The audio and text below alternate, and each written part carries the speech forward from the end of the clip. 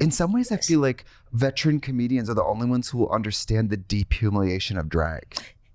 Like, yes. really. Yeah. Where it's like, that car ride home where you're like, should I jerk the wheel? Like, Yeah. Is it my fault or the audience's fault? You go to bed, I don't know, my favorite thing is that audience was whatever. And then in the sobering light of the morning, you go, that show was all my fault. Yeah. Like, it's the audience fault or my fault, but it's 100% at either given moment. Have you met anybody who does clowning, which is so hot? Yes. So have you done this? I've taken a couple clown classes. What? I used to date a clown in Australia. I did know this. Yeah. So, did you know he was a clown? Oh yes, you knew. Very serious what tipped business. You off? Was it the little hat? Or like... Well, it was the part that he liked to do a lot of nudity on stage. Oh. Clowning is stand up is with nudity, crying, and a considerable lack of consent. And he loved nudity. And what else did he love? But one of the philosophies or the thing I've gotten from clowning is that the audience is the show. So it's not on the performer. The performer, it's not up to you. You're the channel for the audience. I was like, oh, that's so fascinating because stand up is more defensive. Like, I gotta have the stuff, and then you be quiet. Yeah. But yeah, so I don't know where I'm going with that, but just. Oh my God, I saw in your special you talked about you had a lovely fan who perhaps was battling had perhaps a disorder and you didn't know and you thought you were being heckled. Oh yes. Kind of a fun thing to find out later, right? Oh yes. What did you say exactly? I cannot remember, but was somebody laughing really loud? Somebody was making sounds, I guess, and they were fans. Yeah, it's cerebral palsy. Yeah, it's cerebral palsy. Yeah, and that's I've heard that's a very common thing for comics. It's like where somebody or has Tourette's or something where you're like, oh my God, what's happening? And you act from a place of fear and defensiveness rather than just curiosity of like, what's going on? Yeah. That's weird. Somebody just shouted out bullshit. And at the end of the day, hey, they came to a live show. Thank you. They bought a ticket. Yeah. And isn't that why you go to live shows? Is so you can see shit pop off. Really. I feel like we're in this era of comedy that is so two important parts of it, which is crowd work and filming that crowd work. The audience, and that I feel like sometimes brings out what you just said, which is the audience is the show. But I know what you're saying because when I first started DJing, I really thought it was all about me and this technology and these songs. It literally is basically about the people dancing. Yeah, the vibe. Yeah. Your job is to really cue up the vibe, like tee them up, and then their experience is the whole thing. Right? Yeah, no, totally. And to radically accept wherever they're at, because sometimes I go, these people are quiet and it is personal. And it's like, no, let Irvine be Irvine. Right. Sometime Irvine on Wednesday night is a little tie-tie. Right. They tie-tie, they've been at work all day. It's 7:00. It might as well be midnight. Yeah. When you do shows around town, do you do secret little pop-ups or do you advertise a lot and do little pop-ups? Yeah, no. I do 9 a.m. shows every Tuesday that I'm in town in my neighborhood. It's less than, I think, 6 blocks from my own home. That's my ideal show. I think that's one thing about getting older is you go, I don't have to do certain things anymore that I know aren't going to work. I don't perform any more than 2 miles from my home unless it's for over a certain amount of money, because I can bomb anywhere. So why drive? Sister. Why drive? Right. And in LA traffic, right? It could be hours in the car. Yeah. Oh, you want to come to West Hollywood and take your chances? No. Not really.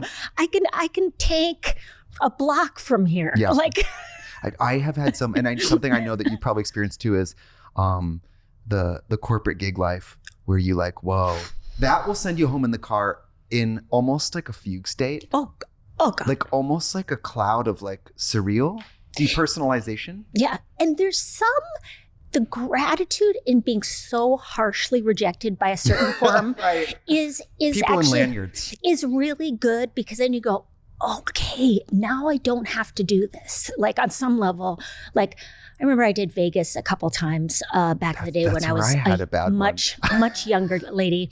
And sometimes, when it used to be no one would look you up and it would just be your headshot. People go, oh, she's blonde and white. Let's check it out. Right. Like, what are you guys doing? And I just do so poorly, so awful. And but I did so poorly that it's like, oh, I don't have to go there anymore. Like I'm hurting them and it's definitely hurting me. So stop the madness. Right. There's some kind of nice boundary that's set with that. Like corporate gigs, like. No one walked away a winner. Yeah, no one. I was once, I got asked to do, it was like a mental health convention. I'm like, I have a feeling this is not good. Because the person who hires you, of course, is a huge fan. The people they're trying to get interested or entertained are not. Like if it's I don't do benefits anymore for that reason because do a show, do your own benefit. Yeah, or I'll just give you fucking money. I'll give you money. That's a benefit. Yeah, I'll give you $3,000 if it's something I believe in. I will not give it to certain things. Well, I know that some things you like. I remember you talking about when you got to speak at a college back in Duluth, I believe, and you were talking about how they didn't want to give you money at first. I love this business story, and I feel like you need to educate the children on how to turn a no-paying gig into something. Well, sometimes you get these enormous opportunities, and this happens over and over again. And I think it fits for every business where someone's like, we really love what you would do and we'd love to be working with you. And there's this whole love bombing that goes on in the beginning in any narcissistic situation. Right. And then there's no talk of money. There's no talk of structure of what's going to happen. What the ask is. What the ask is. Yeah. And so my alma mater asked me, do you want to do a commencement speech for the College of Liberal Arts at the University of Minnesota, which is, probably like, I want to say it was like 2,000 for people, 2,000 people graduating. And in an arena for 30 minutes. And that's something I'd have to write. And they said 0. They said just nothing. And I was like, I looked it up. I'm like, what do people get paid for to commence my speeches? And then they said sometimes on the Google said sometimes 0 if it's somebody who's a political person because they're doing it as a public service. But many people charge that, it's 50,000 to 100,000 or whatever. So I asked for 20 grand and I'm sure it was very Minnesotan, and the response was like, well, we really don't have a budget for this. And I'm like, the joke is like, I paid you guys to teach me how to get paid to do what I'm doing. Yeah. And you're not going to pay me? Like. So what are we talking about? How are we grading my experience here if it means I can't go in the world and get the money? Yeah, if you're not willing to pay me, if I'm not willing to stand up for myself and go, oh yeah, my work's worth something, aren't I kind of being the worst alumni ever? Hello. So then they came back with 10. I was like, okay, that's great, 10,000. Which isn't 0. Isn't 0? 10,000 is a far away from 0. And then I didn't know what to write about for the speech, so I just wrote about the process of getting the money. And then I always talk about that at colleges. I will tell them, I'm like, I'm so happy to be here. Just so you guys know, your money's going to a good place. Because a lot of times, I get paid more sometimes at colleges than it cost me to go to college. Right. So I'm like, oh my God, I should have skipped college and just done this. Yeah. Right? Yeah. No offense to college, because I do like education. I enjoyed college. I did too. They probably enjoyed you. They brought you back. Well, what happened then as the end of my speech, the closer was I gave all the money away to kids in the audience to pay down their student loans. Yeah, that's nice. But I have not been asked to do any other commencement speeches since then. It could happen. No, I don't think so. I'm not. Maybe a high school. Maybe I'm going to go to a high school and I'm going to start whipping MacBook Pros into the audience or something. I don't like something. I went to a function once where they were honoring some graduating class. It was some kind of like Hollywood Reporter luncheon. And they were honoring like a graduating class. And like, I think it was Selena Gomez came out and gifted them all like laptops. Oh. And then she cried. Oh. And I didn't cry. I was in drag eating a salad and I was like, this is cool. I mean, I would have loved a free computer if I was a kid. Oh my God. Right?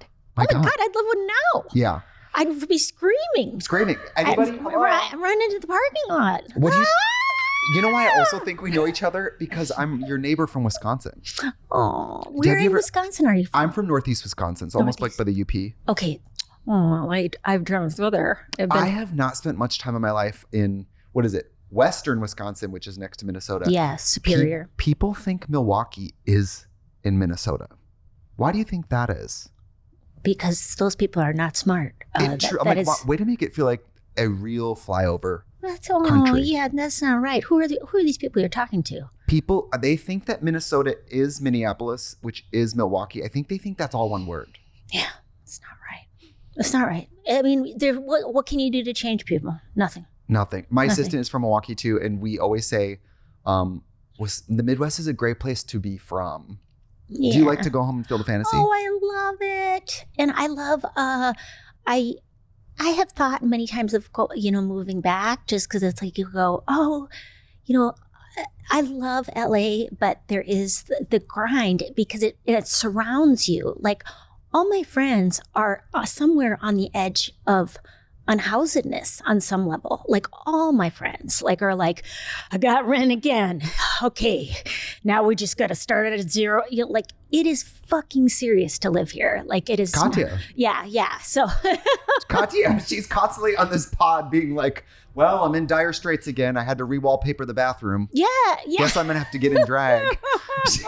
She loves to rent an apartment and move that bus, make it over, and then doesn't own it and moves. I don't know what she's doing. Girl. No, and it is this strange place where it's like there's these fantasy goals of people where things genuinely do happen for people. Where I did have certain dream come true where I was able to buy a house, which is unbelievable in LA.